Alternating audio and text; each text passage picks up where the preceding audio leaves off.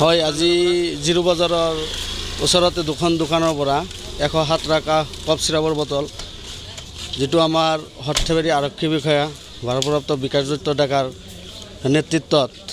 আজি এই বৃহৎ পৰিমাণৰ যেটো নিচাযুক্ত ওলাইছে আমি সৰ্থেবাৰী আৰক্ষী বিষয়াক বহুত অন্তৰৰ পৰা ধন্যবাদ দিছোঁ আৰু এটা কথা হ'ল যে আমাৰ এইটো আজি সদনত যেটো আমাৰ পাকাবাদবাৰী বিধায়ক জাকিৰ হোসেন সিকদাৰৰ এইটো বিষয় লৈ আজি সদনত উত্থাপন কৰিছে গতিকে আমাৰ বিধায়কক ধন্যবাদ দিওঁ আৰু আমাৰ সৰ্থেবাৰী ভাৰপ্ৰাপ্ত বিষয়াক এটাই অনুৰোধ কৰোঁ যাতে আমাৰ এই গাঁৱলীয়া অঞ্চলৰ পৰা বা বিভিন্ন জায়গাৰ পৰা যাতে আমাৰ এই নিচাযুক্ত হ'ব লাগে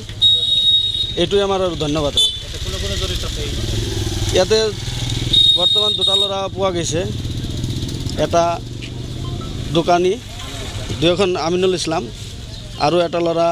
হয়তো তাৰ ঘৰতো পোৱা গৈছে সি ফাৰ্নিচাৰৰ দোকান কৰে আমি জনামতে